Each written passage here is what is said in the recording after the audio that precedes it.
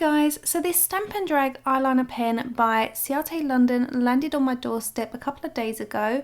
I don't believe it's a particularly new product, however I haven't tried it and I thought I would see if it was any good and to give you guys a demonstration of it. So this was gifted, but it is not sponsored and they have not asked me to do a video on it.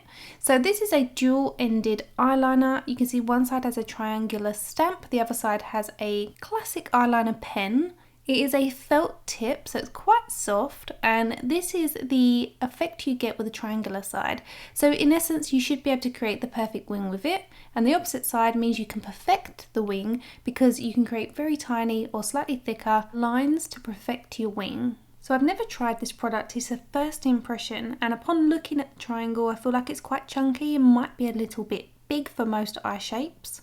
Use your lower eyelash line as a guidance for the direction that you want to apply the triangle. You could also apply a spatula against your eye or a piece of tape. You could stick that down and use it as a bit of a guide. So I'm just going to go for it following the shape of my lower eyelash line, and I'm pressing that down. And as you can see, it's not the perfect triangle, not quite as perfect as it comes out on the back of the hand. So I'm going to go in again and just re-stamp to make it a bit darker because there's a couple of areas that have not touched the surface. It definitely needs perfecting, so I'm going to use the opposite side of the eyeliner to create a bit more of a point to the wing on the outer edge. On the flat surface of your hand, you definitely get a bit more of a triangular shape, which comes out of a perfect point, but on the lid, it just doesn't come out quite as perfect, so you definitely need this side of the pen. So I've extended the wing slightly, and I'm also going to pull that along the top lash line, getting thinner as we get towards the pupil of the eye, because we're not going to take it any further than the halfway mark, which is here.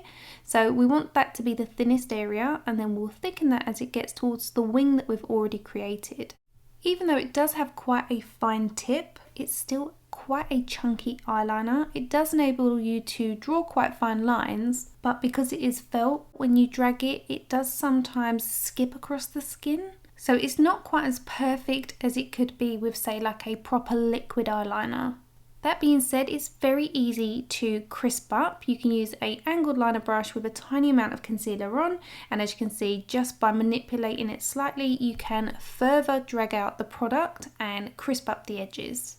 So remember, you need to be able to look directly straight into a mirror when you're doing this so that you can really get the right angle, and to make sure that if you do have hooded eyes, that you're not crossing over the hood of your eye or where your eye naturally creases, then it won't distort the eyeliner. Again, if you've got smaller eyes, you could just use the very top half of this triangle. You don't have to use the whole length of it. You could just stamp the top half instead, so you get a smaller triangle to begin with. When you're trying to match up your eyes, again, make sure you're looking directly in front of you into a mirror and try to make sure that they're as symmetrical as possible. Because it is dual-ended, you do not have to make this perfect because you are able to go in with the fine liner to perfect it further. So it doesn't need to be perfect. Maybe if they used more of a sponge foam kind of material for the triangle rather than the felt, it would probably follow the shape of your eye better and you would get a bit more of a triangular finish. I really love the material of the Grandiose eyeliner by Lancome because it is like a foam, so it follows the curvatures of your eye. Where this is felt, it's a little bit more rigid, and going across that part of our eye where the wing is where our socket sits,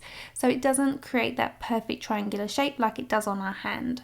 So I definitely recommend it if you struggle with creating winged liner because it does give you a guide to work from.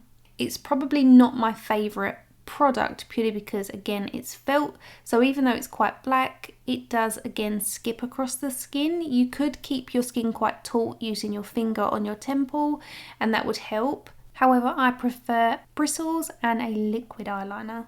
What do you guys think? Do you feel like it's something that you would get on with? Have you tried it already? I'd love to hear your thoughts. There's no denying it definitely works, and it does give you a great guide to work with, and it is easy, but I just feel like if you are already very good at eyeliner, then I think you would just get on better with a regular liquid eyeliner. I'm going to pop some of the authored mascara on to show you. This is another product that I've been trying that's so good when you first apply it, but after maybe like 2 weeks of using it, I have found that it does start to flake. It doesn't in the first 2 weeks, and as you can see, look, when you remove it off of your eyelid, it comes off like a dream. I really thought it was like the perfect mascara. It's just I found as it starts to dry out, it does start to flake. I will list and link both those products in the description bar if you want to try them for yourself. And I will see you on Sunday for a quick tutorial again, showing you how to apply these eyelashes that I'm wearing here because they are blooming beautiful.